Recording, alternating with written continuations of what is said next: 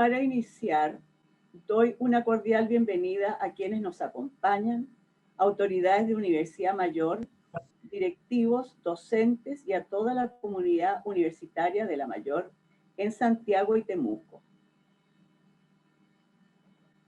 Asimismo, nuestra cordial bienvenida a miembros de otras casas de estudio en Chile y fuera del país, directivos e integrantes de NatLocente, directivos de compañías estadounidenses, miembros del Poder Judicial, de la diplomacia y a todos quienes están unidos con nosotros de manera virtual.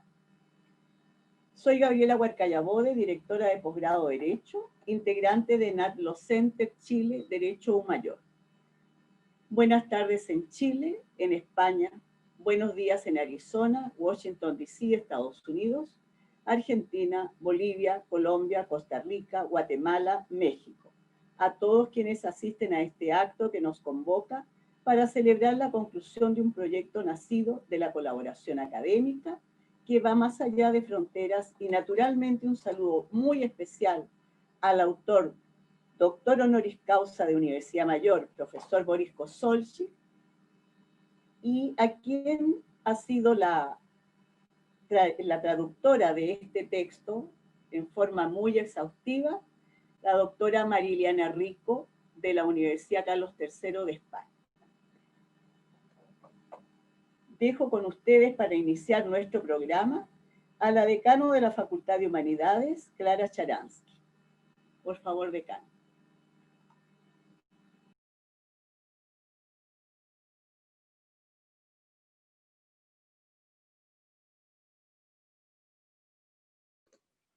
Decano, por favor, active su micrófono. Ok. Gracias, Gabriela Huarcaya. Gran soporte de esta edición. Pertinaz, contra viento y marea. Las dificultades no fueron pocas. Gracias a Valeria Guerra y a la editorial Tirán Lo Blanche por el impulso que nos dieron, haciendo que realmente se concretara este sueño. Y gracias a todo el Kosolczyk National Law Center por su generosidad académica y su amistad, que la hemos sentido en todos estos años. Saludo afectuosamente a todos los presentes y hago míos, por cierto, los vocativos de Gabriela. Empiezo por agradecer a Boris, y junto a él, hay que decirlo, a Billy, la generosidad de compartir con nosotros esta gran obra. Y agradezco a todo ese equipo internacional e integrado que veló por la mejor expresión del pensamiento de Boris y que hoy participa en este acto desde acá, como nuestro director de la Escuela de Derecho, doctor Felipe Meléndez, o desde sus propias lejanas latitudes, como mencionó Gabriela. Maravillas de la tecnología. Boris, en su largo camino de investigador y pensador humanista, se ha preguntado con insistencia, y voy a leer un párrafo de él. ¿Cuál es el verdadero derecho comercial?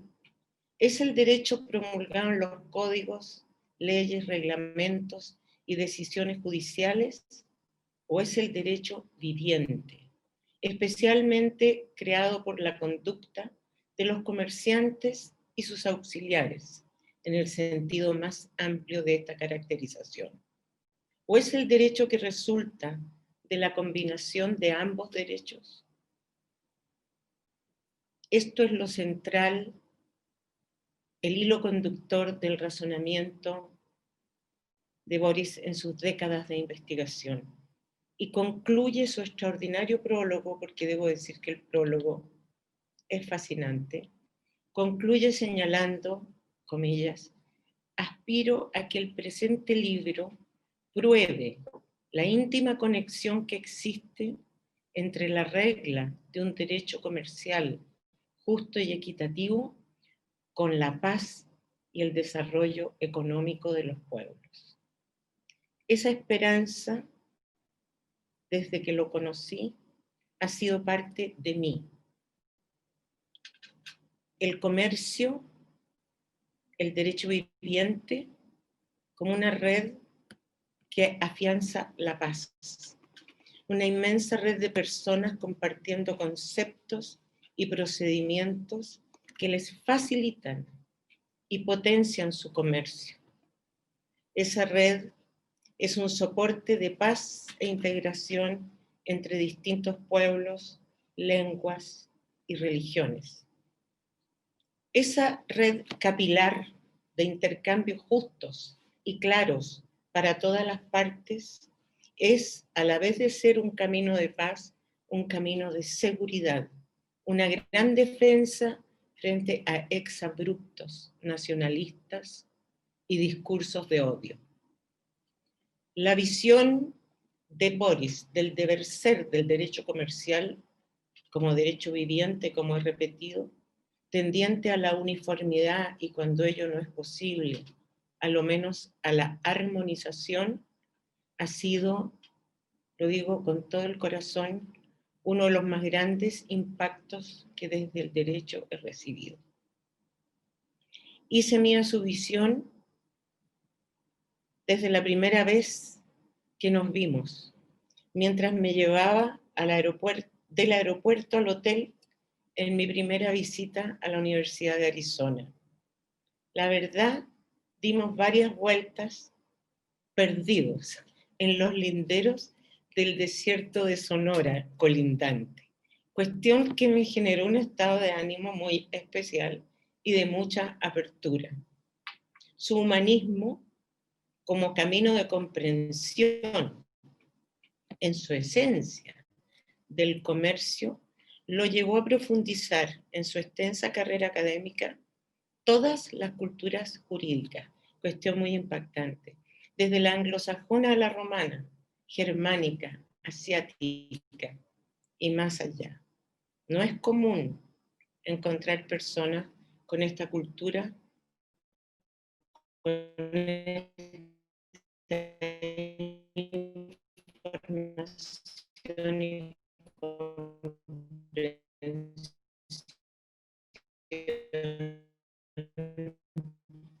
integral.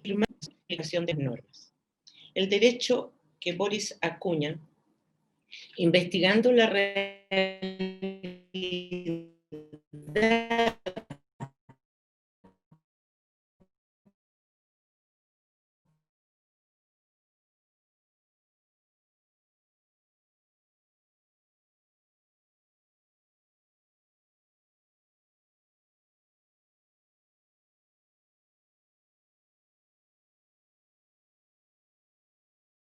y lo recordará Boris, en la primera videoconferencia que tuvimos, separando un poco el destino de los sapiens, de los Neandertal, precisamente por su capacidad de hacer comercio, la capacidad de abstraer, de aglomerar grandes números de personas, que es propia de nuestra capacidad de comunicar y relacionarnos. Esa necesidad y capacidad de comunicarnos hoy es más que nunca patente y gigantesca, y tiene de dulce y de agraz. Por una parte, estamos aquí, virtualmente presentes, porque esto es presencia. Podemos hacernos guiños, podemos enojarnos entre nosotros. Estamos aquí, virtualmente presentes, desde enormes distancias vía Zoom. Pero por otra parte, se agitan válidas inquietudes en los Estados Unidos, en la Unión Europea, también en Chile, sobre el poder concentrado de pocos gigantes en la web y sobre el poder manipulador de voluntades que tienen las redes sociales, empujando algorítmicamente tendencias y limitando la libertad humana al encajonar a los usuarios en burbujas o cajas de eco, no abiertas a nada distinto ni discrepante. Boris es todo lo contrario. Nos lleva a conocer y a comprender otras realidades. Nos abre a lo distinto. Por ejemplo, un ejemplo, el peso de lo familiar en los negocios chinos y su desconfianza ancestral de los extraños, desconfianza defensiva cuya reacción primaria y astuta en el peor sentido los llevaba al aislamiento. Boris también nos lleva a comprender en el mundo ya del derecho otras vinculaciones nuevas. La vinculación positiva y productiva de la prenda y las garantías mobiliarias con la realidad del productor y no con el dominio documental de los bienes de trabajo. En fin, será el profesor Mauricio Nostroza, primer profesor de habla hispana que usará este texto como material para sus clases de posgrado en la Universidad Mayor. Será Rodrigo Novoa, nuestro director de NATLO Chile y gran gestor de esta generosa colaboración internacional. Y será el mismo autor quienes nos adentren en la riqueza humanista del derecho comercial visionado por Boris Kosolczyk, doctor honoris causa de nuestra Universidad Mayor, estrella verdadera en nuestro firmamento. Los saludo y felicito en nombre de la Facultad de Humanidades y de nuestro rector, quien me ha pedido hacerlo hace poco en su nombre, pues trampas de los lugares en que uno accede a la tecnología, no ha podido acceder a nuestro encuentro. De nuevo les agradezco a todos lo que nos han dado y les deseo mucho éxito. Muchas gracias, señora decano. Y a continuación vamos a escuchar al director del Centro NATLO Chile Derecho Mayor y miembro de la Junta Directiva del Centro en Arizona, Rodrigo Novoa, quien se dirigirá a ustedes. Adelante, Rodrigo. Buenas tardes a todos acá en Chile, buenos días en Arizona y bueno, la verdad que una cordial bienvenida a este inicio, fin de un periodo, pero inicio de otro para nosotros, que significa el poder estar presentándoles hoy día la obra del profesor Kosolczyk.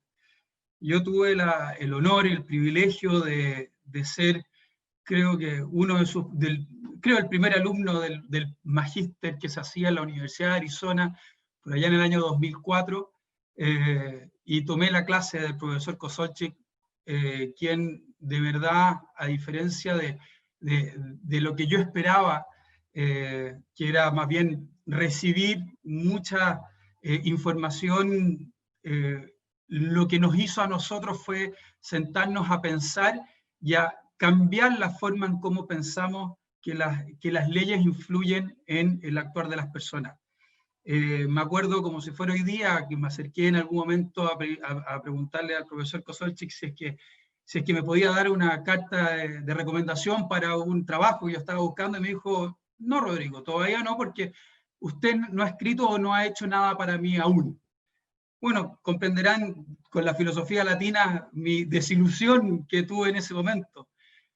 Pero después, bueno, entregué mi tesis del curso de él, y así como me sorprendí de la primera respuesta, bueno, fue aún mayor mi sorpresa cuando en mi buzón de la universidad estaba una carta de recomendación del profesor Kosolczyk, y bueno, la tomé, la leí, me sorprendió mucho, y le fui a preguntar qué es lo que había pasado. Me dijo, no, bueno, es que ahora ya sí lo hizo, y ahora yo sí puedo hablar con entereza de usted.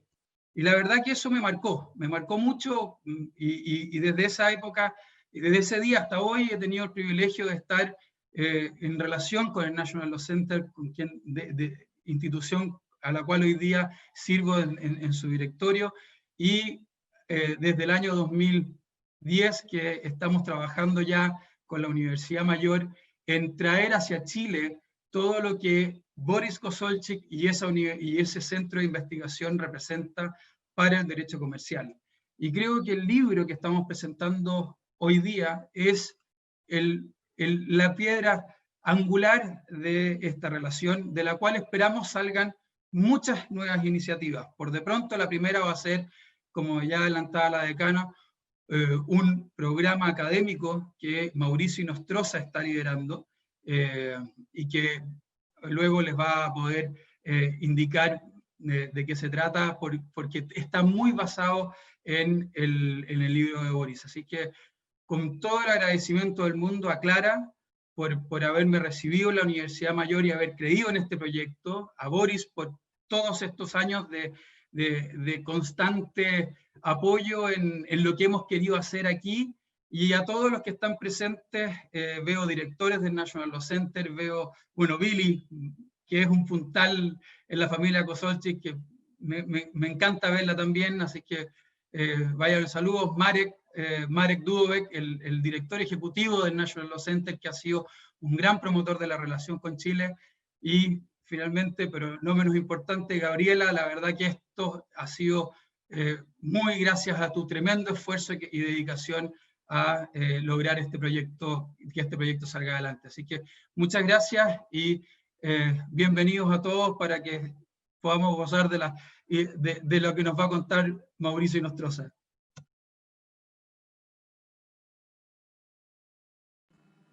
Muchas gracias, Rodrigo. Seguidamente, la directora de Edición y Formación de Tirán Loblanche en Chile, Valeria Guerra, nos dirigirá un saludo. Por favor, Valeria. Hola, buenas tardes. Buenas tardes a todos y a todas. Muchas gracias por la invitación. Soy Valeria Guerra. Gracias, Gabriela, por la presentación. Editora de Tirán Loblanc para Chile.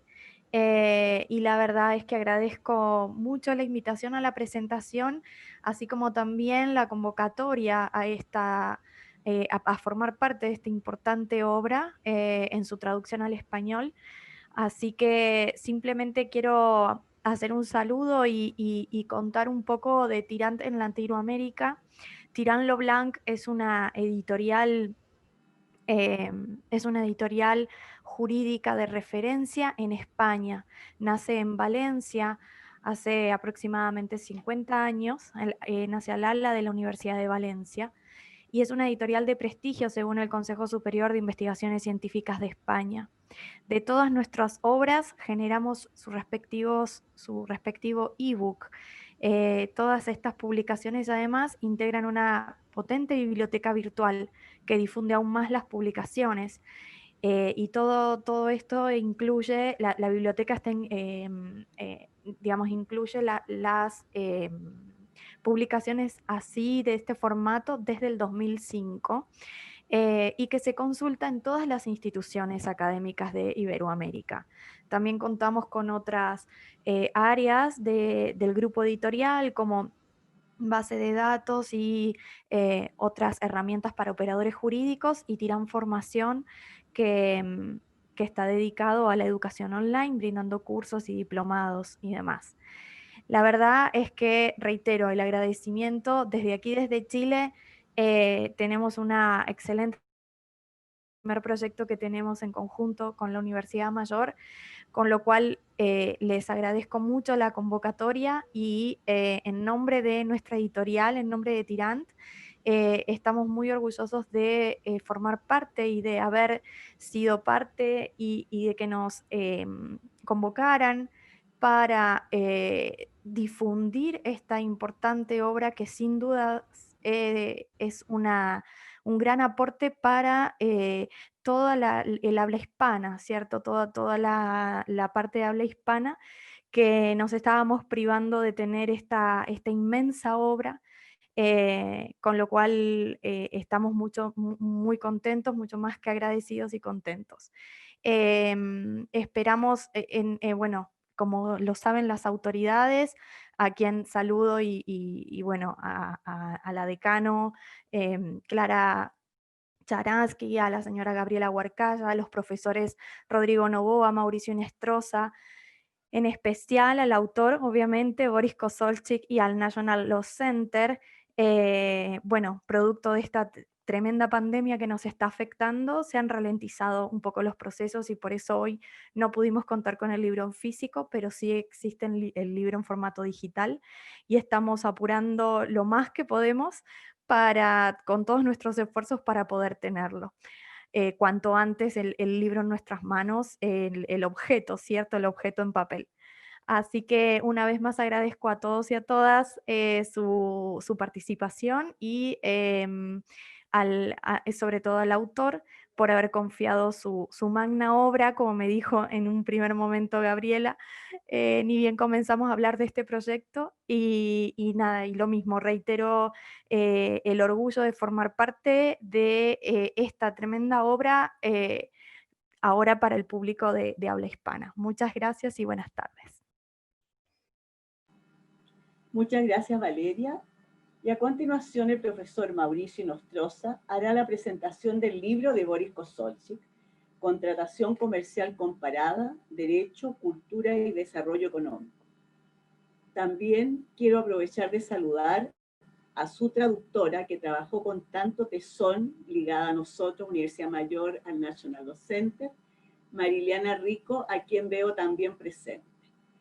Mauricio Inostroza Sáez, abogado, egresado de la Universidad de Concepción, máster oficial en Derecho Privado de la Universidad Carlos III de Madrid, doctor en Derecho de la Universidad Carlos III de Madrid y premio extraordinario de doctorado 2017, profesor de pre- y posgrado en Derecho Comercial y Derecho Comparado e Internacional Privado en la Universidad de Concepción.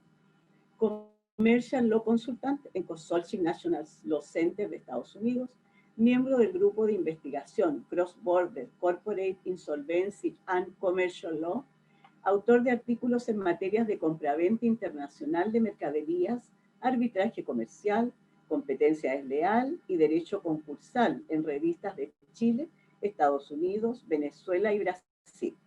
Ha realizado estancias de investigación en instituciones como UNITRAD, Instituto Internacional para la Unificación del Derecho Privado en Roma, Universidad de Roma La Sapienza y National Law Center en Estados Unidos en 2016. Ponente en diversos seminarios y congresos científicos en Chile, Perú, España y Estados Unidos. Director del Departamento de Derecho Privado de la Universidad de Concepción, director académico del curso de Asesoría Jurídica de Pymes y Empresas Familiares de la misma universidad, miembro del Comité Editorial, Revista Electrónica Direito y Sociedades Redes de Brasil, abogado de ejercicio en Chile desde 2018 a la fecha. Por favor, Mauricio, tienes la palabra. Muchas gracias, estimada Gabriela. Señora decana de la Facultad de Humanidades y demás autoridades de la Universidad Mayor que hoy nos reciben, señor director de NatLaw Chile, Rodrigo Novoa, estimadísimo profesor Boris Kosolchik, colegas, estudiantes y a todos quienes nos acompañan virtualmente en esta tarde y en esta mañana en Arizona. Esta es una jornada de especial relevancia para el derecho comercial en Latinoamérica. Y para mí es un verdadero honor haber sido elegido para presentar la obra cúlmine del profesor Boris Kosolchik, que refleja la sabiduría y madurez obtenida tras más de 5 décadas dedicadas al estudio, difusión y práctica del derecho comercial a nivel internacional. Bueno, en cuanto a los antecedentes del autor, el profesor Kosolchik no necesita presentación, porque su prolífica labor académica y profesional lo han transformado en una referencia obligatoria en materia de derecho comercial comparado, sin perjuicio de los antecedentes que serán expuestos posteriormente por Gabriela Huarcaya. Por lo anterior es que me voy a centrar en la obra que hoy presentamos. Como refería anteriormente, el libro La contratación comercial comparada es el resultado de una vida dedicada al estudio de la contratación comercial en distintos ordenamientos jurídicos y consiste en la traducción y actualización de la obra Comparative Commercial Contracts, editada en 2014 por West Academic Publishing. La traducción estuvo a cargo de la profesora Mariliana Rico Carrillo, gran conocedora también de estos temas y quien ha tenido la virtud de trasladar genuinamente al idioma castellano las ideas plasmadas en la obra original y las que el autor ha sumado al texto que hoy presentamos.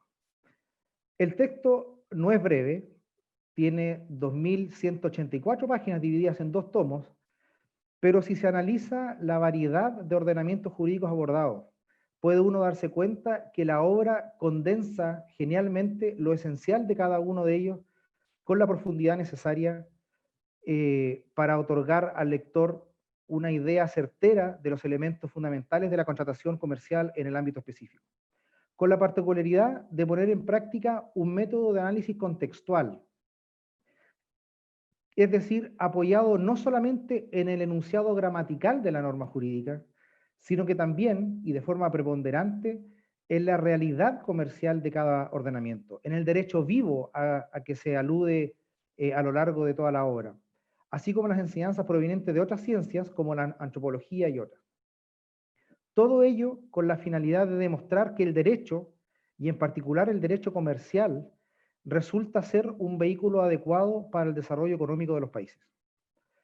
Este análisis es puesto en práctica identificando los valores éticos y las actitudes existentes en cada sociedad respecto de la actividad comercial, así como de las prácticas contractuales que subyacen a las políticas legislativas, judiciales y administrativas, para luego cuestionarse acerca de cuán efectivas y coherentes han sido dichas políticas legislativas en miras a alcanzar un desarrollo económico duradero. Y de no haber sido así, ¿de qué forma se podría alcanzar el desarrollo económico en un país determinado, teniendo como vehículo las normas jurídico-mercantiles? Obrando sobre la base de que el derecho es inseparable de los seres humanos a los que gobierna, y de la misma manera el derecho comercial es inseparable a los comerciantes. Es así como relataba la decana Sharansky.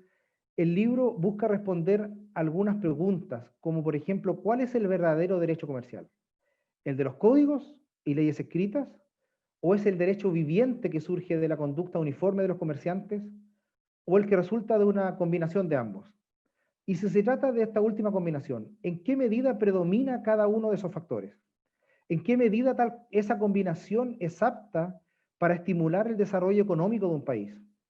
Por ejemplo, si se capta que la práctica mercantil de algún país en específico, los comerciantes observan conductas ilícitas, pero aparentemente observadoras de la ley positiva, ¿cómo se afecta la recaudación fiscal? ¿Estaría alguien dispuesto a invertir en ese país? ¿Cómo se afecta el acceso al crédito en ese país? En definitiva, ¿cómo esas prácticas afectan el desarrollo económico del país? ¿En qué medida esas prácticas son el resultado de una normativa legal excesivamente formal y engorrosa? ¿En qué medida esas prácticas derivan de una tradición familistica, como se señala en el libro, propia de países en desarrollo, que limitan la contratación con terceros y en definitiva coartan la viabilidad del mercado? Sobre la base de este análisis contextual de las normas se aborda una serie de ordenamientos jurídicos muy diversos.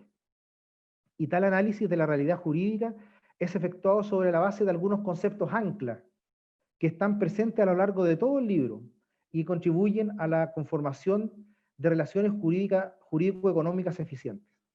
Algunas veces estandarizadas, otras veces fiduciarias, exigiendo estas últimas mayores deberes de lealtad y de diligencia contractual que las estandarizadas. Entre estos conceptos anclas que me interesa destacar está la noción del bonus vir, rescatada desde las antiguas enseñanzas romanas y que se refiere a aquella persona altamente respetada por sus pares debido a su integridad y su superior conocimiento de la transacción de que se trate, y que es necesario tener siempre en consideración al momento de realizar cualquier transacción comercial, y también para redactar normas que reflejen prácticas contractuales honestas, razonables y equitativas.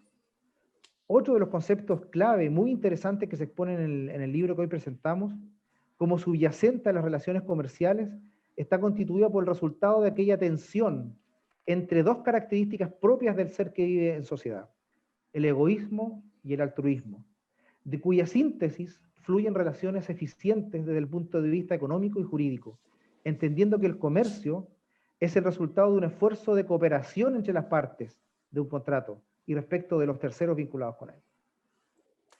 Asimismo, se hace especial énfasis en la lógica de lo razonable, tomada principalmente de algunos notables juristas del common law, y que deviene en la conformación de relaciones comerciales estables y en la resolución adecuada de conflictos jurídico-mercantiles, en contraste con la lógica escolástica aristotélica tan arraigada en el sistema romanista y que si bien aparece como adecuada e irrefutable a primera vista, conduce a resultados deficientes cuando se trata de decidir controversias mercantiles bajo su amparo sin perjuicio de provocar un anquilosamiento de las normas jurídicas tan poco aconsejable en la dinámica del derecho comercial.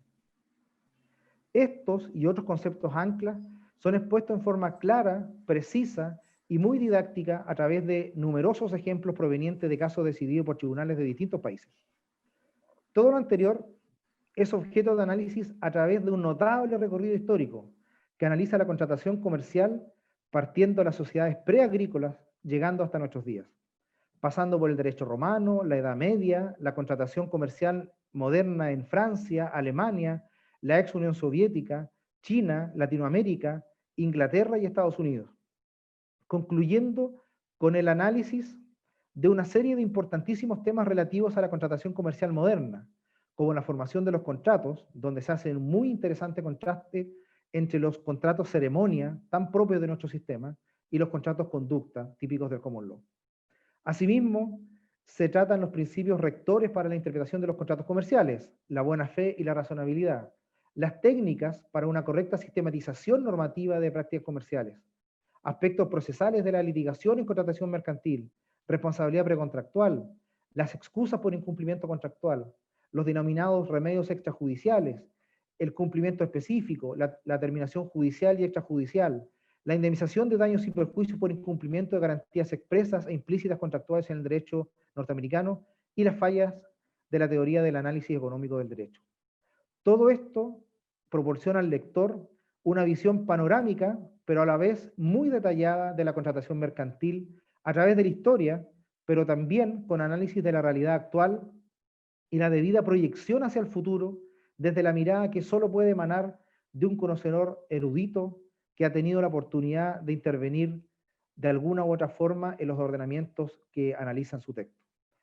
En suma, y para terminar, se puede decir que la obra que hoy día presentamos se alza como un texto de consulta obligada para estudiantes, académicos y prácticos del derecho que desean alzar su mirada más allá de las fronteras del ordenamiento jurídico propio para entender el derecho comercial en una óptica global. Muchas gracias.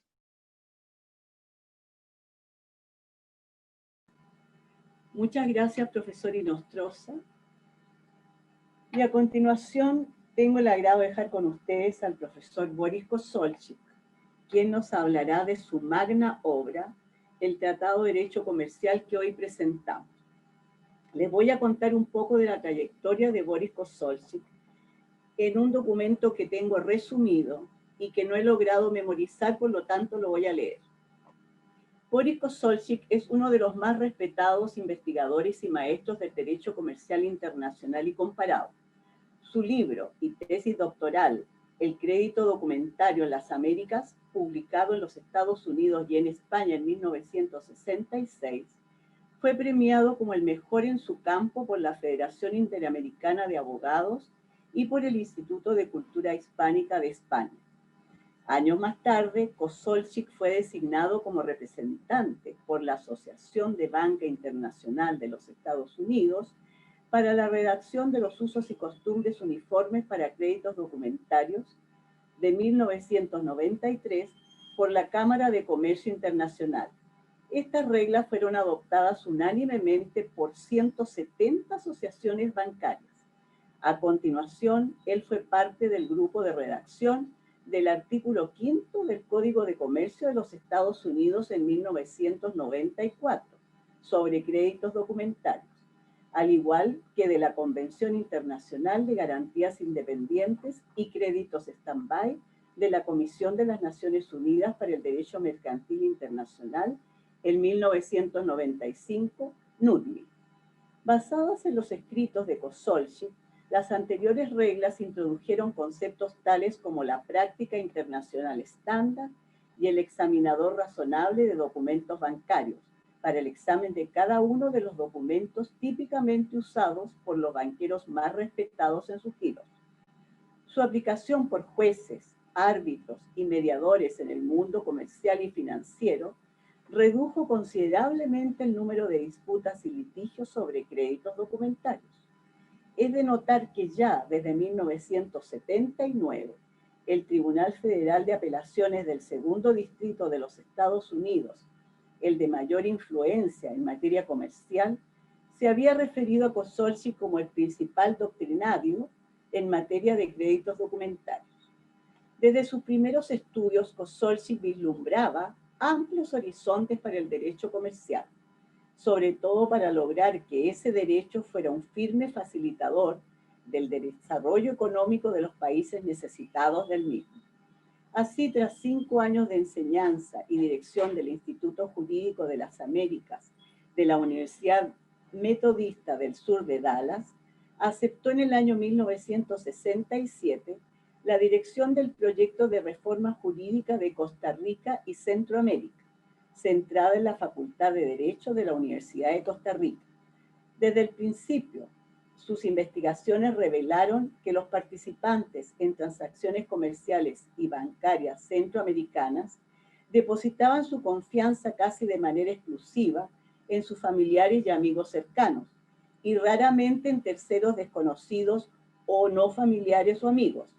Pero los mismos estudios indicaban que la confianza negocial era obtenible por medio de instituciones cuyos derechos y obligaciones brindaban a los participantes no solo un trato honesto, sino también razonable y equitativo.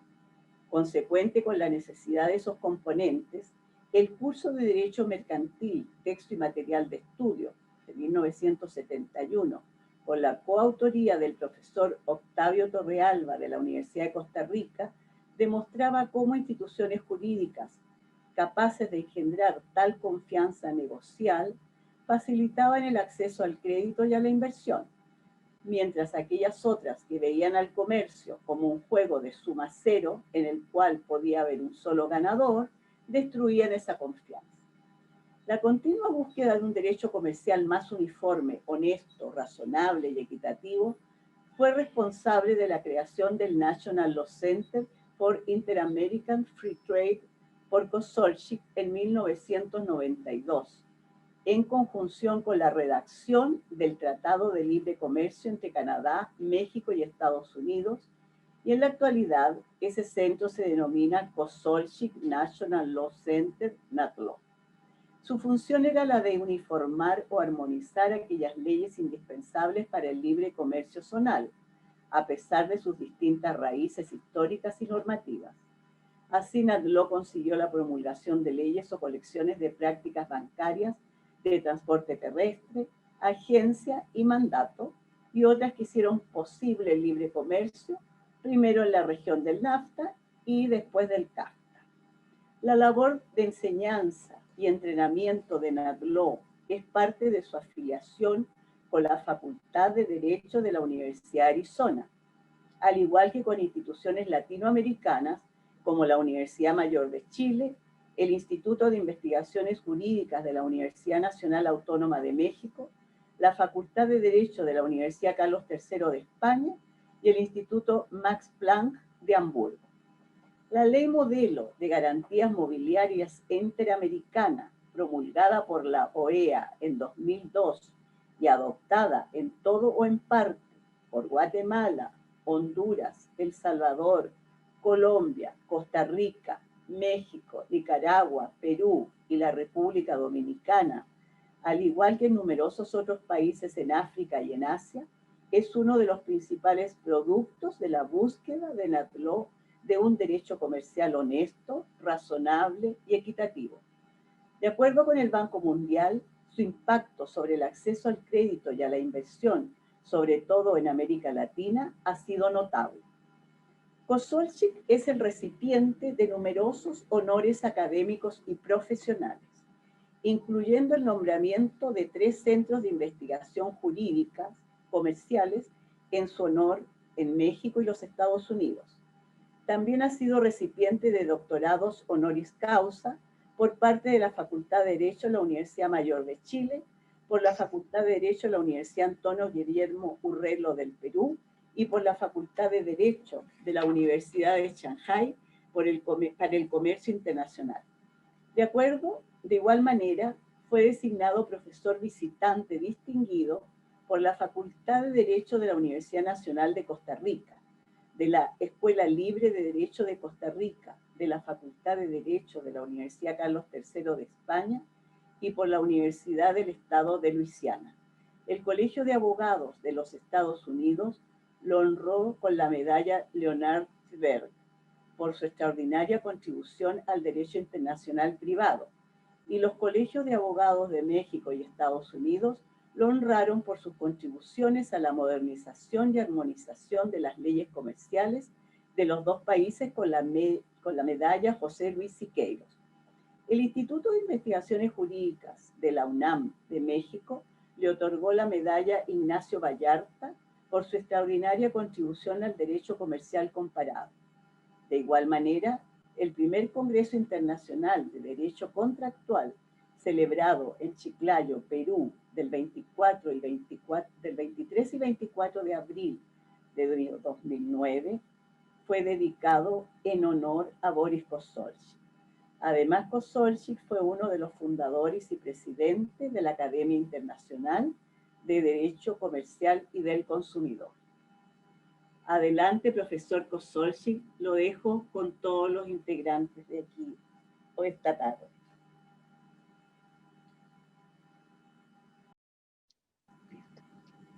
Muchísimas gracias, Gabriela.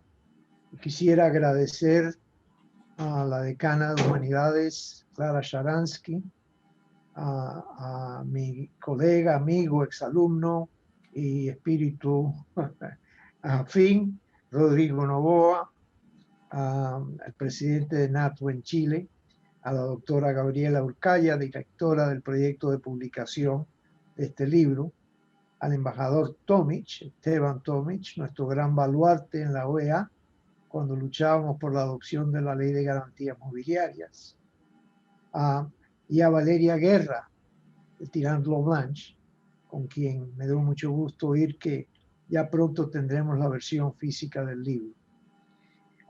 De Argentina nos acompaña mi muy entrañable amigo Raúl Echeverry, profesor, gran maestro hemisférico del Derecho Comercial y Corporativo y antiguo presidente de la Federación Interamericana de Abogados.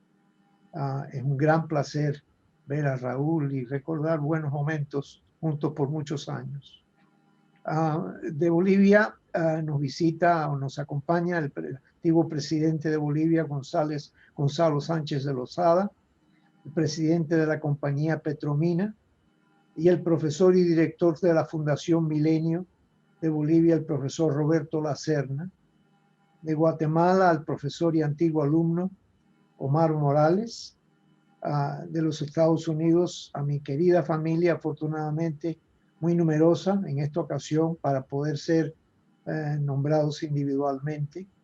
A mi gran traductora, la profesora Maliguiana Rico, y apreciados colegas de NATLO, incluyendo a mi muy querido amigo Blake Franklin, que fue presencial y testigo de todas estas investigaciones y esfuerzos, y el doctor Marek Dubovic, el actual director ejecutivo del centro y mi sucesor, y mi asistente Perla Maya, entre otros miembros del consejo de NATLO. De México, al profesor de la UNA, mi antiguo alumno Raúl Iturralde, y a mi antiguo alumno también José Lustanao. En esta ocasión, lo que quisiera hacer es comentar la metodología del libro en relación a un aspecto muy importante, que es la utilización de los usos y costumbres de las prácticas comerciales cada día más como medio de modernizar el derecho comercial y de lograr el desarrollo económico.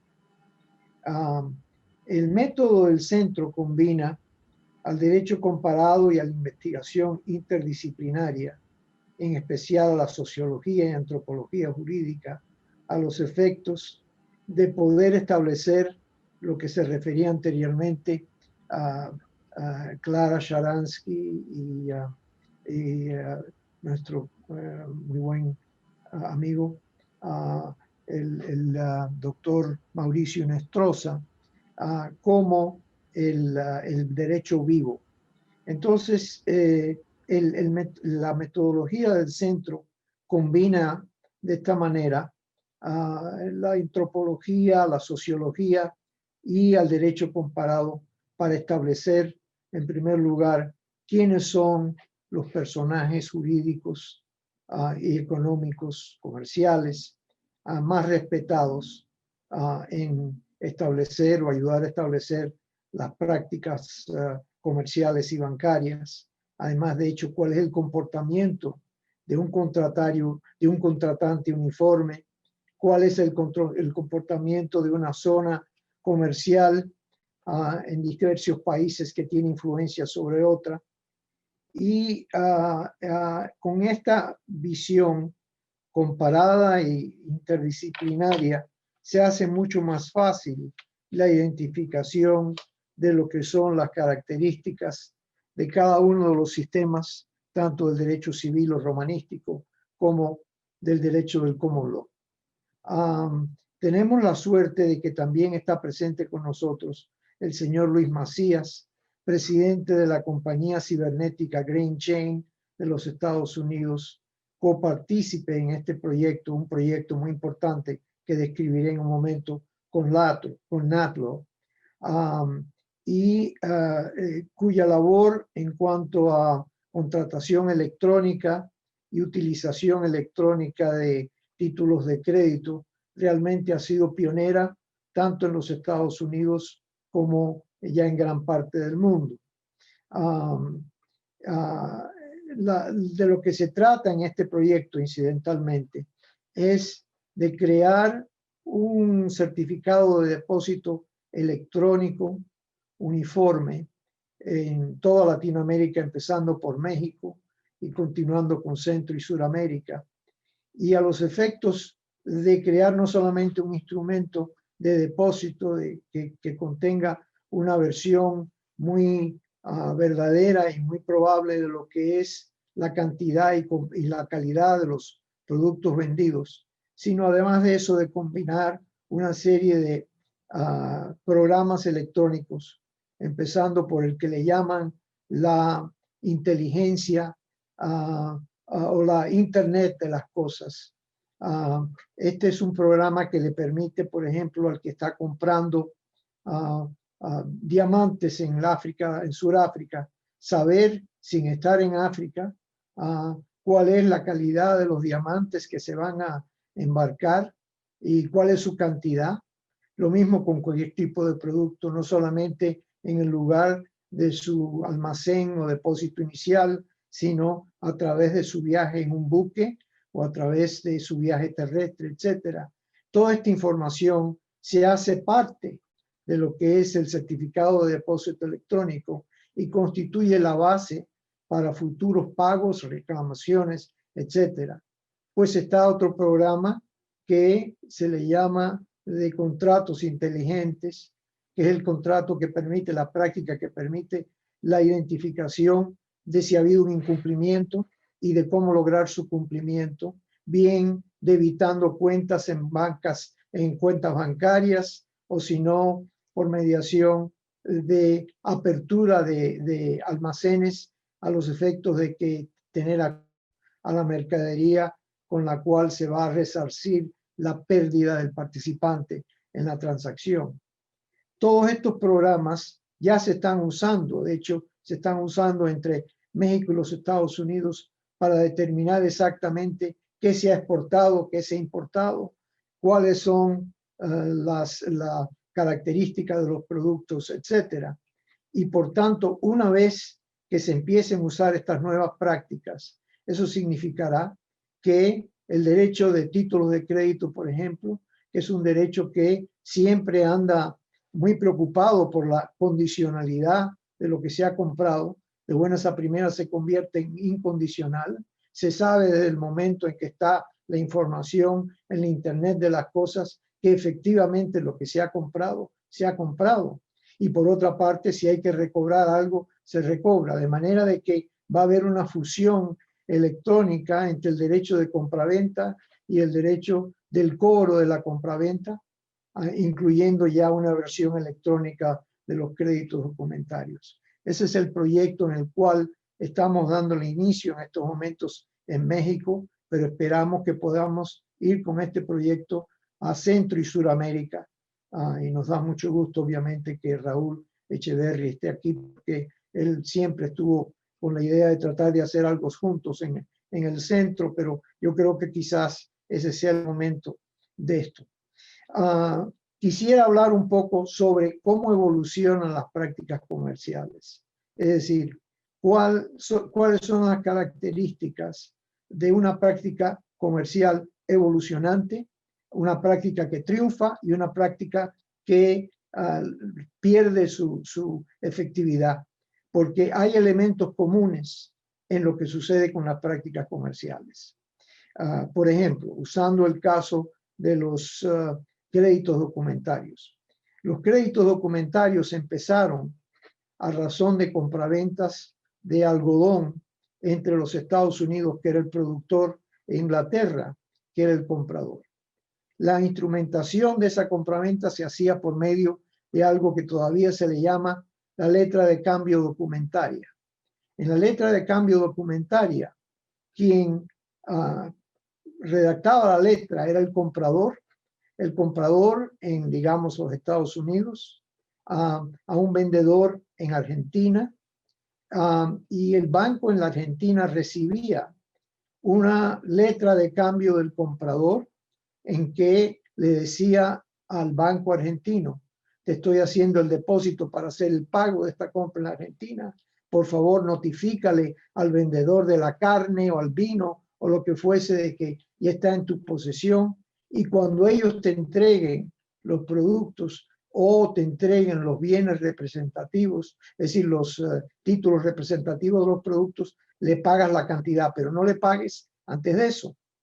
Entonces, el problema, al poco tiempo, 10 o 15 años que se empezó a utilizar este método de pago y de financiamiento, fue que a medida que subían los precios, por ejemplo, en la Argentina, del producto que se estaba comprando, siempre existía la tendencia por parte de algunos vendedores de decir: está subiendo el precio, ¿por qué voy a seguir cobrando un precio muy inferior anterior? Déjeme notificarle a este señor que como los bienes no están allá, como yo no estoy allá, como esto se está celebrando en un lugar muy distinto, le voy a poner un poco de temor diciéndole que el precio está muy alto y que necesito agregarle al precio original un 15 o un 20%. Y de lo contrario no voy a poder embarcar los productos. Esto se generalizó mucho y se convirtió también en un caso de chantaje por parte del vendedor de los bienes. Así que empieza una práctica que es neutral, enviar por mediación de otro banco una serie de promesas de pago, etcétera, y se empieza a convertir en algo sumamente peligroso y desconfiable. Entonces, a los 15 años de empezar esta reacción a la primera práctica, surge un banco en Inglaterra que dice lo siguiente: aquí hay un problema con la letra documentaria. ¿Por qué yo, como banco, no le digo al vendedor que yo, no un tercero, no el comprador, yo, un banco de conocida solvencia, me hago cargo del pago de esta transacción?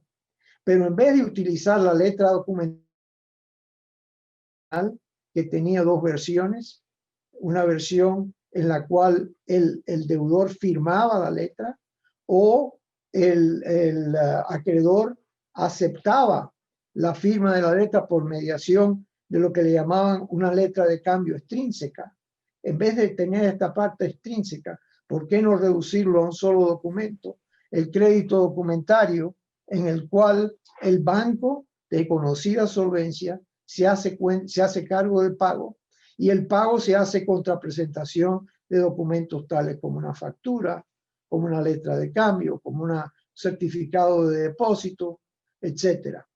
Y así fue como surgió el crédito documentario, que desde principios, mediados, diría yo, del siglo XIX hasta principios del siglo XXI, fue el principal instrumento para pago y financiamiento mundial. No fue el caso de la letra documentaria, que en 10 o 15 años ya se usaba muy poco. Sin embargo, ¿qué pasa con el crédito documentario? A medida que empieza a funcionar el mercado mundial que se caracterizó a fines del siglo XIX, empezó el problema y después se convierte en otro problema mucho mayor a mitad del siglo XX y finalmente hizo crisis a final del siglo XX. ¿Cuál fue la crisis y cuál fue la causa? No muy distinta en cierta forma de lo que había sucedido con la letra documentaria. Lo que pasó fue que al existir una gran proliferación de bancos y al existir una gran proliferación de prácticas abusivas, en este caso la práctica abusiva venía del problema de que el principio fundamental de ese derecho de crédito documentario era un principio establecido por una corte inglesa que decía lo siguiente: en materia de créditos documentarios, no hay descripción de producto que sea exactamente, que casi sea la misma o que pueda ser la misma o que tenga el mismo efecto. Tiene que ser exactamente el mismo producto descrito. Entonces, si ustedes lo que están es comprando 40 cajas de hidrógeno, peróxido de hidrógeno, si la factura, si el certificado de embarque, si la póliza de seguro dicen, no dicen hidrógeno de peróxido o agua oxigenada, sino dicen H2O2, la versión científica de ese producto, pues de acuerdo a esta doctrina del estricto cumplimiento del crédito documentario, no ha habido cumplimiento. No ha habido cumplimiento a pesar de que sea el mismo producto. ¿Por qué sucede eso? Bueno, sucede por dos razones. Por una razón parecida a la de la letra documentaria, es decir, suben los precios de los productos comprados y entonces el comprador, que es buen cliente del banco, emisor, le dice al banco emisor: mira, ayúdame en esto, vamos, no es posible hacer lo siguiente, que tú revises los documentos con mucho cuidado, excesivo cuidado, traigas una lupa o una cámara de gran precisión y establezcas de que hay alguna pronunciación mala, hay una descripción casi la misma, etcétera, y rechaces el producto. Y eso se generalizó a través de toda la banca norteamericana a medida que vino ya un proceso inflacionario, etcétera. De buenas a primeras, China entra al mercado mundial y China descubre el mismo problema.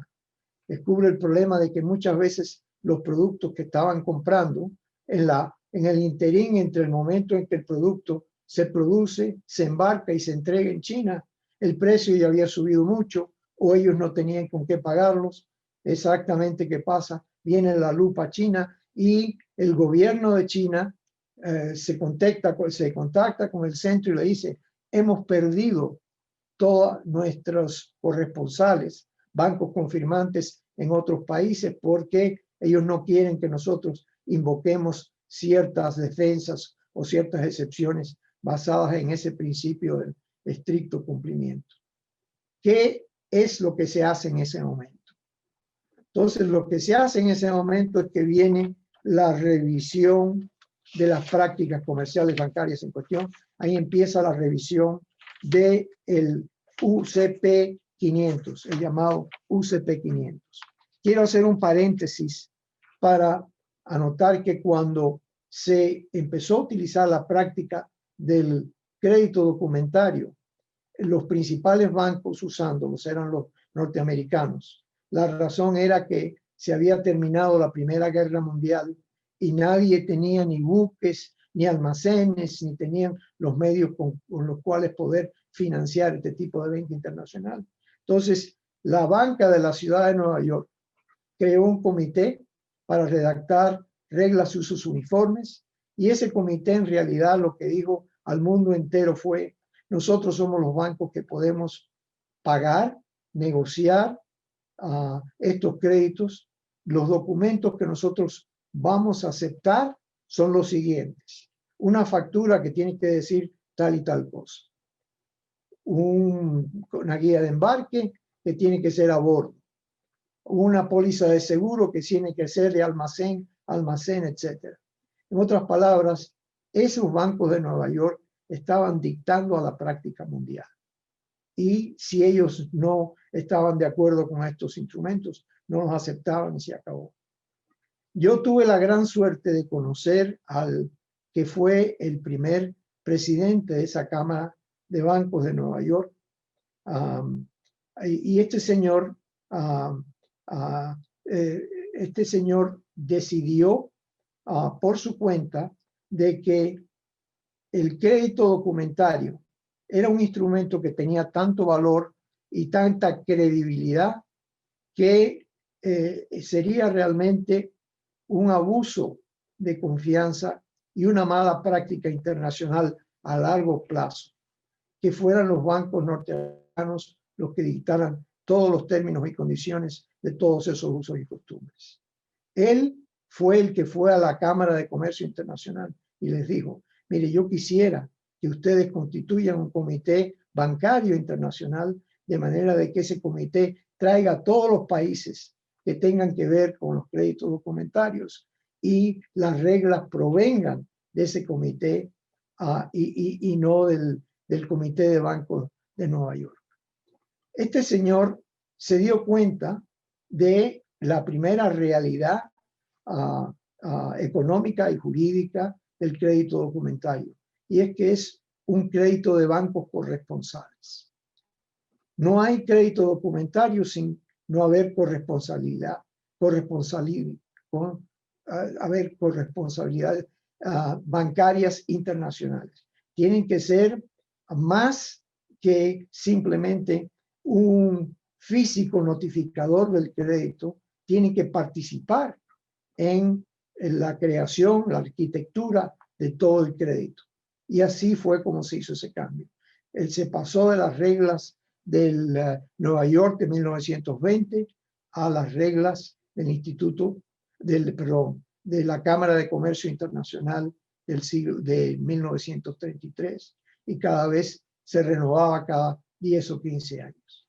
Esa renovación, la renovación del año 1993, fue una revolución en la que yo participé y me tocó ver de cerca cómo se hacían estas reglas, cómo surgía una práctica bancaria y cómo se adoptaba. Por ejemplo, visité a un señor llamado Frank Soter, que era el bonus BIR, del que hablaba nuestro amigo hace un momento, el bonus BIR de la banca norteamericana, sobre todo de la banca del estado de Nueva York, y me tocó ver una discusión de cómo se establece lo que le llaman la dilación inaceptable de un conocimiento de embarque. Esa dilación se le llamaba en inglés stale bill of lading. ¿Qué era un stale bill of lading? Muchos banqueros llegaban y decían, un stale bill of lading es uno que no llega a tiempo a la ciudad donde hay que entregar los bienes tras una transferencia marítima, es decir, tras un viaje marítimo, y en la época que demora el viaje del punto A a punto B, algo que se exceda de este número de días. Es un bill of lading atrasado o stale. Esa era la distinción, es decir, la definición del artículo 33 de las reglas del año 33 también. Viene Soter y dice lo siguiente, miren, nosotros tenemos muchos corresponsales en muchos países. ¿Y qué pasa si el periodo que se estableció para que fuera el vapor de X a Y, el vapor lo pudo hacer mucho antes? Llegó el barco antes, ahí están las mercaderías, muchas de esas son perecederas, cuesta mucho ponerlas en un almacén a medida que se... ¿Por qué no definimos lo que es una práctica de bill of lading stale basada en el tiempo que lleva mandar un lading stale país a donde se esperan estos momentos de decir esto va a llegar en tal día o ya llegó lo que fuese, de manera de que lo puedan usar inmediatamente. Esta práctica, que eventualmente se aceptó por muchos bancos, refleja un carácter muy fundamental de lo que es la corresponsalía bancaria, y es lo siguiente, es la preocupación por el otro. Sauter estaba proponiendo algo que era muy favorable a su corresponsal y al cliente del corresponsal en el otro país, sustituyendo una regla totalmente neutral. Esa sustitución que logró Sauter les da una idea a ustedes de lo que corresponde a la corresponsalía bancaria, y lo que corresponde es un derecho y un deber.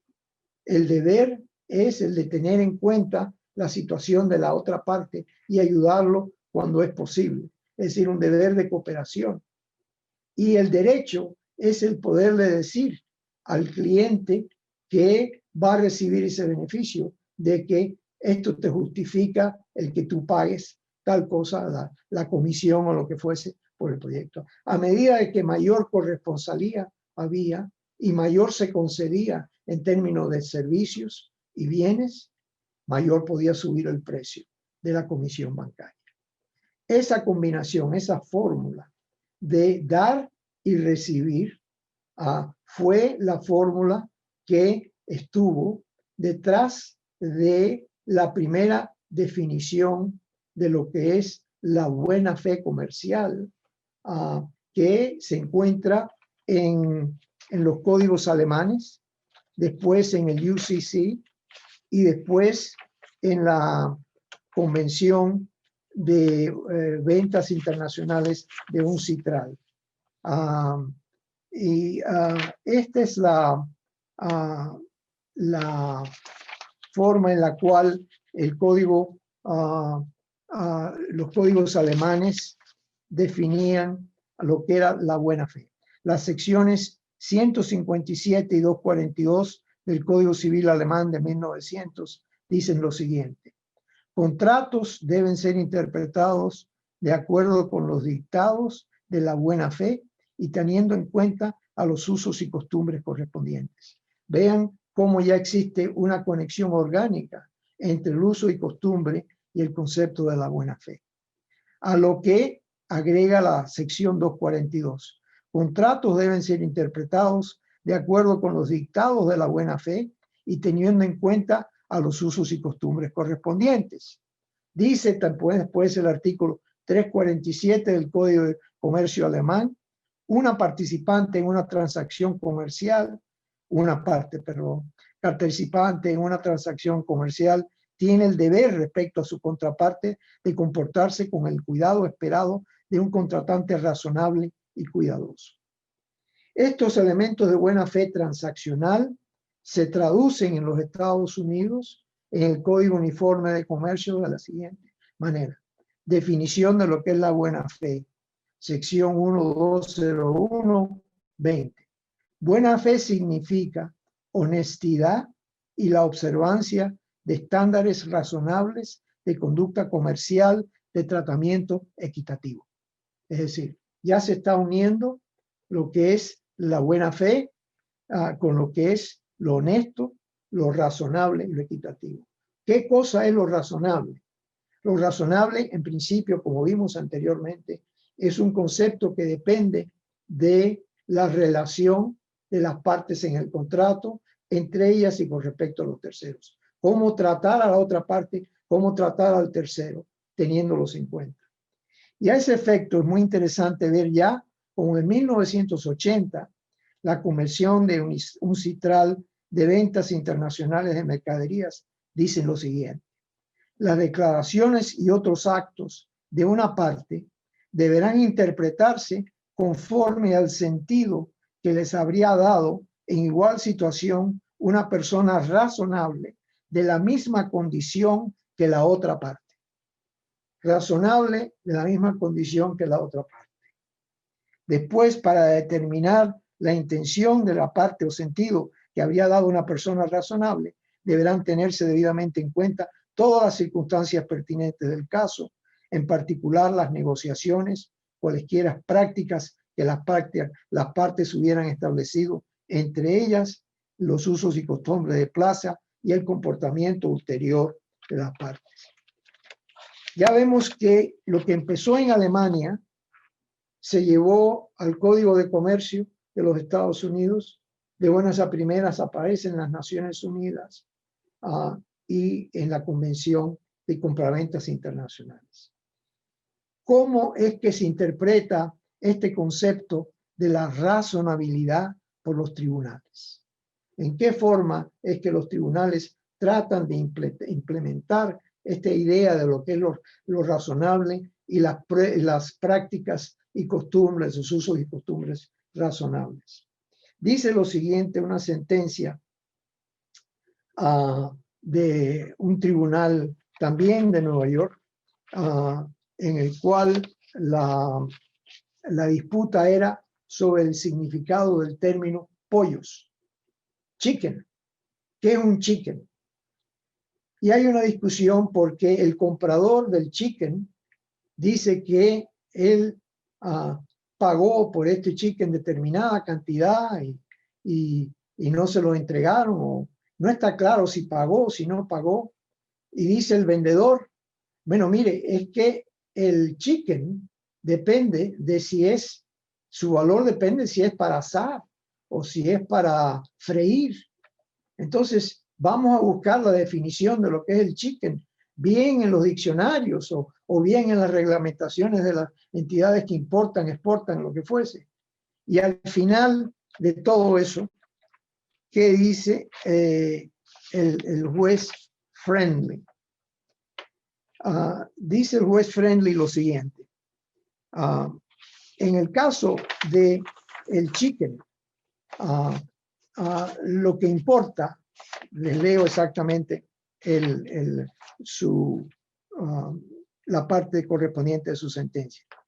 En mi opinión, no es suficiente alegar, como lo hace el comprador demandante, que el precio de 33 centavos por libra de pollo que él le ofreció pagar al vendedor era por la cantidad más cercana al precio que se pagaba en plaza por pollos para ser asados, en vez de el precio de 30 centavos la libra, que es el que se paga para pollos para ser fritos.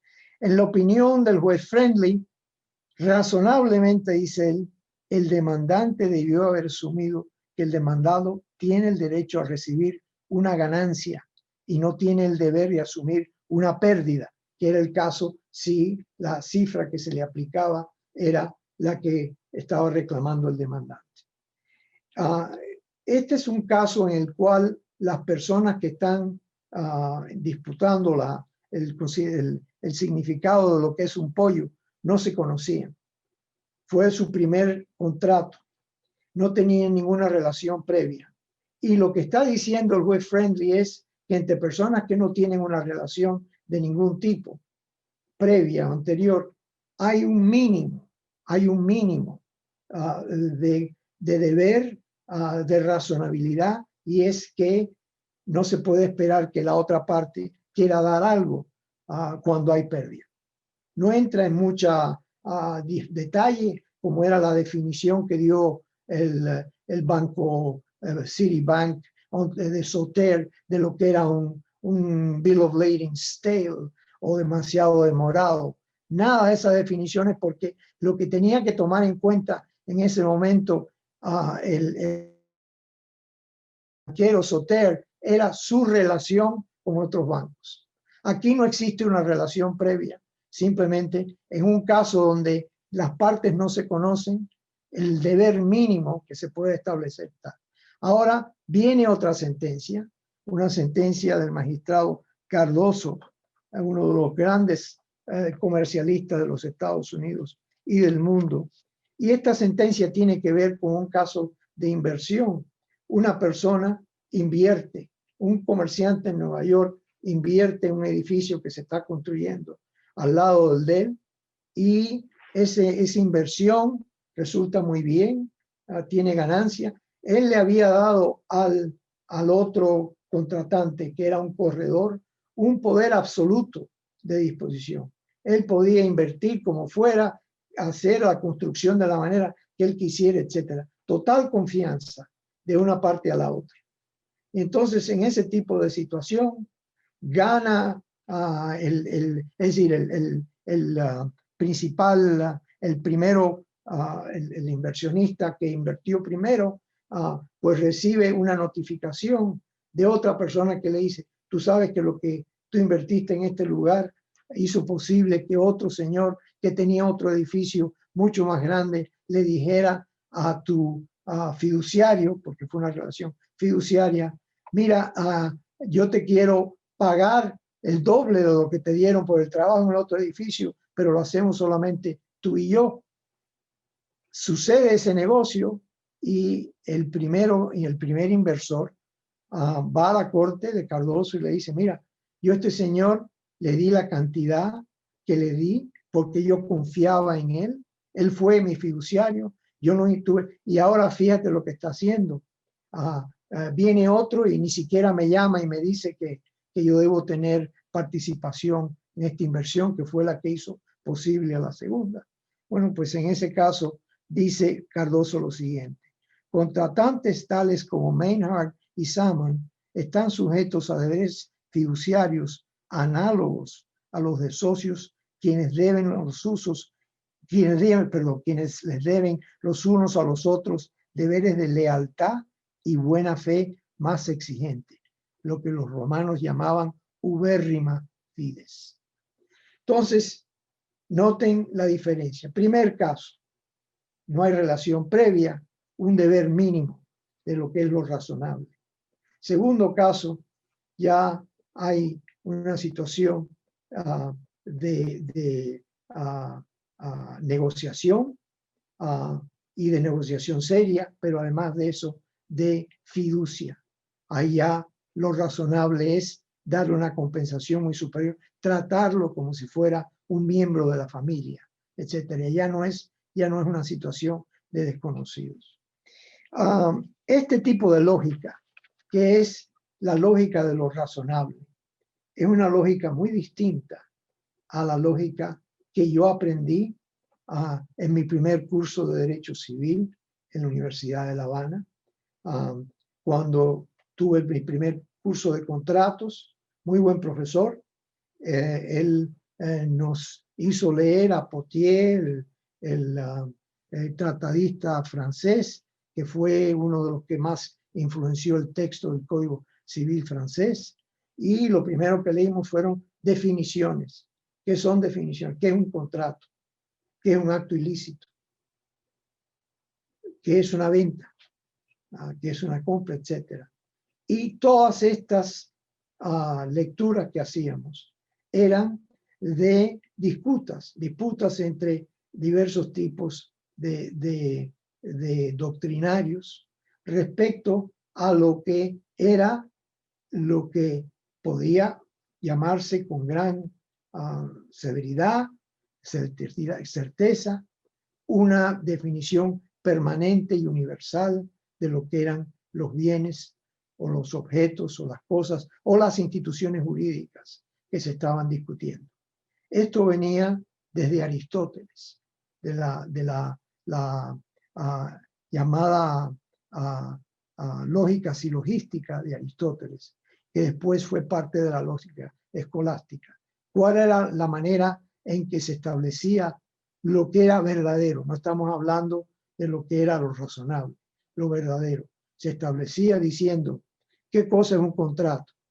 Bueno, había que hablar cuál es el género de los contratos. El género de los contratos es el de las obligaciones. ¿Cuál es la familia de los contratos? ¿Cuáles son las obligaciones vinculatorias? ¿Cuál es la especie de los contratos? La especie es que es ¿cómo se llama? Una obligación, pero además de eso, que venía de la voluntad de las partes. Era voluntaria, por tanto, comparada con el acto ilícito, que no es voluntario, pues esa es la definición universal, permanente, etc. Ese tipo de lógica es el que más le ha causado, mayor daño le ha causado a la humanidad en cuanto al desarrollo económico. Les puedo dar una lista de 15 o 20 instituciones a través del tiempo que han causado daños increíbles precisamente por definir las cosas de una manera permanente y universal. Ustedes váyanse a las definiciones de Aristóteles y váyanse a ver las de Potier, vayan a ver la del Código Civil francés y todas utilicen el verbo ser. ¿Qué cosa es un contrato? Un contrato es. Eso significa para siempre. La primera vez que yo di una conferencia en la Universidad de Salamanca, me pidieron que hablara sobre la compraventa con reserva de dominio. Y entonces la primera pregunta que me hizo un profesor es, ¿cómo es que puede existir una compraventa con reserva de dominio? ¿Cómo puede existir? Yo le dije, bueno, físicamente yo le puedo asegurar que mientras usted y yo estamos hablando, millones y no billones de ellas pueden existir. Pero si usted lo que me está preguntando es cómo es compaginable, cómo es compatible esta definición con lo que dice el Código Civil de su país, que dice que un contrato es decir, que una compraventa es un contrato consensual, por tanto, desde el momento en que existe acuerdo sobre el precio y la cosa, se transfiere la propiedad al comprador. Y si ese es el caso, es decir, si ese es el tipo de compraventa que siempre existe y existirá siempre, usted tiene razón. Pero eso es solamente una definición. Es decir, si en el momento en que se hizo no había crédito para ese tipo de transacción, obviamente que todo tenía que hacerse en ese momento. Pero una vez que ya empieza el crédito a funcionar, y entonces ya es una definición muy distinta. Ya no es necesariamente consensual. Ya ustedes se van al código alemán y al código y les habla de promesa firme. Es decir, una promesa que es válida desde el momento en que se emita, sin que haya aceptación ni contrato por la otra parte, etcétera, etcétera. De manera de que, empezando por esa situación de que no puede haber una compraventa con reserva de dominio, porque el contrato esencial y permanente y universalmente, el contrato es consensual, la compraventa, por lo tanto, entonces piensen ustedes en esta otra situación. Piensen ustedes, por ejemplo, en la promesa de venta firme, y los contratos opciones. Tuvimos una reunión en México con el sector de todos los corredores y el sector de inversión y yo les pregunté cuál es el principal problema que ustedes tienen a los efectos de lograr mayor inversiones en la Ciudad de México. Bueno, el problema es que no tenemos contratos de opciones. Todo el mundo nos pide que le den una opción para ver si el terreno es bueno, para ver si la electricidad funciona, etcétera. Nosotros pagamos por la opción, pero nos dicen que no es obligatoria. ¿Por qué? Es una obligación de hacer, en vez de ser una obligación de dar, y como tanto hay que irse al tribunal, y el tribunal lo declara eventualmente, y ahí es si sabemos si podemos comprarnos la promesa futura. ¿Okay? La promesa futura entonces deja de ser una promesa obligatoria. Imagínense ustedes una sociedad contemporánea sin promesas futuras, sobre todo en el mundo de las transacciones financieras, donde todo lo que se hace es una frase por teléfono y con eso se transan billones de dólares todos los días en las transacciones, por ejemplo, de las llamadas derivativas. Todas son simplemente una promesa oral que hace una parte y mientras está vigente esa promesa, el otro puede contar con ella, etcétera, etcétera. Nunca me olvidaré lo que me contó el profesor, un profesor de la Universidad de Harvard, respecto a lo que pasó en Alemania después de la Segunda Guerra Mundial. Él pertenecía al grupo de asesores jurídicos asesores jurídicos del Marshall Plan. Y entonces establecieron de que para poder en el Marshall Plan darle que Alemania pudiera reconstruir sus ferrocarriles, tenía que ver un préstamo especial para ferrocarriles. Vienen los bancos y los bancos le dicen, los ferrocarriles que ustedes quieren financiar, ¿cómo lo quieren financiar? Bueno, hay una cosa que le llamamos el fideicomiso de garantía, donde la cosa que se financia no solamente es la tierra, los rieles, el equipo y todo lo demás. Dice este señor, hay que hablar con el registrador de la propiedad. Van a ver al registrador de la propiedad. Dice, no, tal cosa no existe. Tal cosa no se puede hacer. ¿Por qué? Porque el numerus clausus, en el registro hay un numerus clausus y solamente aquellos derechos enumerados en algún caso existen, los demás no existen. Bueno, si ustedes visitan Alemania, se van a encontrar que hay ferrocarriles de todo tipo en Alemania, de manera de que se le buscó una fórmula para resolver ese problema. Para terminar, la lógica aristotélica no es compatible con lo que puede ser el derecho comercial, el futuro y lo que puede ser la inversión que tiene que necesitar de atraer, la confianza que tiene que infundir, etc. Por tanto, en la enseñanza del derecho tiene que tomar en cuenta las prácticas, los usos y costumbres y con una lógica de lo razonable, a veces que puede utilizar para la precisión la lógica del silogismo, pero no puede partir de la idea de que solamente si hay una definición o una clasificación que autorice a la transacción, eso es posible. Yo le comentaba una vez a Rodrigo Novoa del caso del factoraje en Chile. Chile, el 14% del Producto Bruto de Chile está en el factoraje. Ahora, si vamos a aplicar la fórmula antigua de que la prenda de bienes solamente puede ser de bienes corporales, ¿qué hacer entonces con facturas o con entradas en libros que no son corporales? O cómo tolerar que fuera solamente el dueño el que lo puede hacer, no un poseedor. Eso no es posible. De manera de que esa imposibilidad requiere algo bien distinto en cuanto a lo que es la educación jurídica y la manera en la cual se maneja esta lógica de lo razonable. Las conclusiones son las siguientes. El libro que le presento, que ha sido presentado, ilustra cómo un derecho comercial y bancario mal entendido y razonando por una lógica contraria a lo razonable es causante de enormes obstáculos de desarrollo económico. Por un parte, el mismo libro ilustra cómo la lógica de lo razonable y basadas en usos y costumbres y prácticas honestas, razonables y equitativas, logra inevitablemente la cooperatividad y el progreso del ser humano.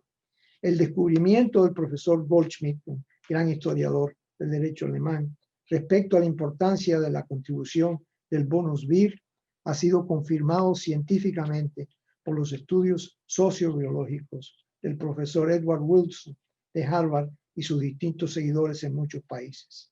Su conclusión es que el ser humano, conjuntamente con varias especies de animales como las hormigas, las abejas, las termites y otras, son los responsables de la conquista social de nuestro planeta. En el caso del Homo sapiens, lo que ha facilitado esa conquista es su carácter cooperativo, su habilidad de combinar sus innatas fuerzas altruistas y egoístas para facilitar el desarrollo social y económico de su entorno.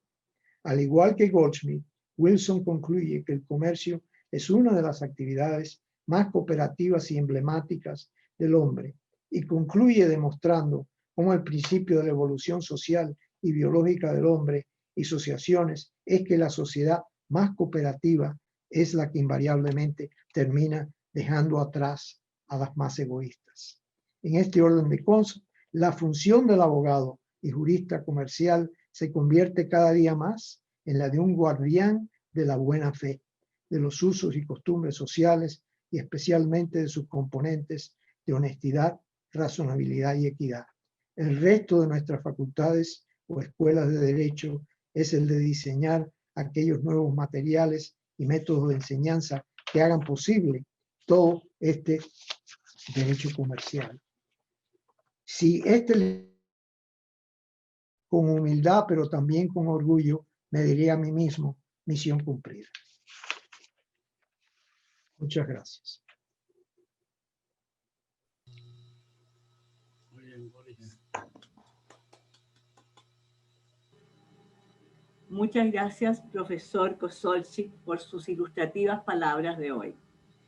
Tengo que también agradecer a quienes nos han colaborado en llevar a cabo toda esta tarde que ha resultado una reunión tan grata y exitosa, a Cecilia Valladares, y a Perla Amaya en Arizona y Cecilia aquí en nuestro decanato de Humanidades.